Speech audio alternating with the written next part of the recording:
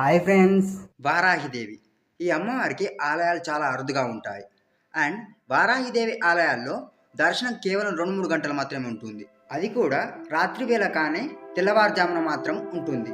ఎందుకంటే మిగిలిన సమయంలో వారాహి మాత గ్రామ సంచారం చేస్తూ దుష్టశక్తుల నుంచి కాపాడుతుంది.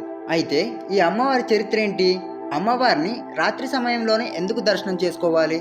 వీటన్నిటి గురించి ఈ వీడియోలో తెలుసుకుందాం. ఆదిశక్తి అమ్మవారి నుంచి 7 స్వరూపాలు ఉద్భవించాయి. వీళ్ళే సప్తమాత్రికులు. ఈ సప్తమాత్రికుల్లో ఒకరే వారాహిదేవి. వారాహిదేవి గురించి హిందూ గ్రంథాల్లో చాలా పురాణాల్లో ఉంది. వాటిలోని దేవి భాగవతం పురాణాల్లో రక్తబీజుడు అనే రాక్షసుడు దేవతలను మనుషులను సంహరిస్తూ రెచ్చిపోతూ విచ్చలవిడిగా ఇష్టం వచ్చినట్టు చేస్తూ ఉంటాడు. అప్పుడు దేవతలందరూ పార్వతీదేవి దగ్గరికి వచ్చి దేవిని ప్రార్థించి మాకు సహాయం చేయండి అని దేవిని వేడుకుంటారు.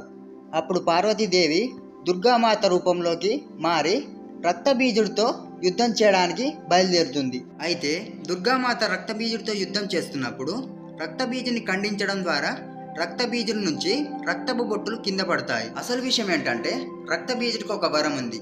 అదేంటంటే తన రక్తపు బొట్టులు భూమి మీద పడ్డ ప్రతిసారి మరొక రక్తబీజుడు పుడతాడు. ఈ కారణం వల్ల రక్తబీజుడిని ఎంతమంది చంపాలని చూసినా కూడా తన రక్తం నుండి వేల కొద్ది రాక్షసులు పుట్టుకొచ్చేవారు. ఇక రక్తబీజుని చంపడం చాలా కష్టంగా మారింది. ఇప్పుడు రక్తబీజుడి సంహారం కోసం దుర్గాదేవి తన దేహం నుండి సప్తమాత్రికులను పుట్టిస్తుంది. సప్తమాత్రికులు అంటే 7 అమ్మవార్లు.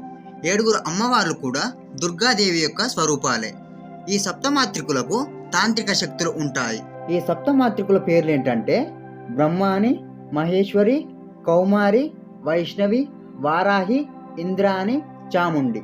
ఈ 7 అవతారాలు రక్తబీజుని సంహరించడానికి సహాయపడ్డారు. అయితే ఈ వారాహిదేవి రక్తబీజుని సంహరించేందుకు చాలా ఉగ్రమైన రూపాన్ని ధరించి రాక్షసుల కంఠంపై కూర్చొని తన పదునైన దంతాలతో అక్కడున్న రాక్షసులందరినీ సంహరించింది. ఆ తరువాత రక్తబీజుడు దుర్గాదేవిని ద్వంద్వ యుద్ధానికి పిలవడంతో ఈ 7 స్వరూపాలు కూడా దుర్గమ్మలో తిరిగి కలిసిపోయి రక్తబీజుని సంహరించినట్లు దేవి భాగవతంలో ఉంది. ఇలా జరిగిన తర్వాత భాగవత పురాణంలో హిరణ్యాక్షకుడు అనే రాక్షసుడు భూదేవిని చాలా చిత్రహింసలు పెడతాడు.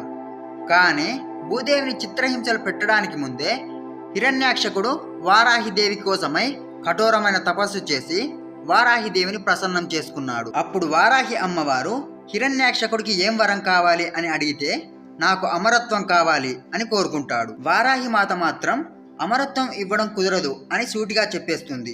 అమరత్వం తప్ప వేరే ఏ వరమైనా కోరుకో అని వారాహి మాత చెబుతుంది. ఇక దాంతో హిరణ్యాక్షకుడు తెలివిగా ఒక వరాన్ని కోరుకుంటాడు. అదేంటంటే నన్ను మీరు తప్ప ఎవరు చంపడానికి వీల్లేదు అని కోరుకుంటాడు. అది కోరుకున్న వెంటనే ఇంకో మాట అంటాడు. అదేంటంటే నేను మీ భక్తుడను కదా, నన్ను మీరు కూడా ఏం చేయకూడదు అని కోరుకుంటాడు. దానికి వారాహి మాత సరే అని చెప్పి మాయం అయిపోతుంది. ఇక వరం ఉంది కదా అని హిరణ్యాక్షకుడు విచ్చలవిడిగా రెచ్చిపోయి భూదేవిని చిత్రహింసలు పెడుతూ ఉంటాడు. అప్పుడు హిరణ్యాక్షకుడిని చంపడం కోసం వారాహి అమ్మవారి నుంచి వారాహస్వామి ఉద్భవిస్తాడు. అలా వారాహి అమ్మవారిలో నుంచి వచ్చిన విష్ణు అవతారమే వారాహస్వామి. మా వీడియోస్ మీకు నచ్చినట్లయితే తప్పకుండా లైక్ చేయండి. సబ్స్క్రైబ్ చేసుకోవడం మాత్రం మర్చిపోకండి.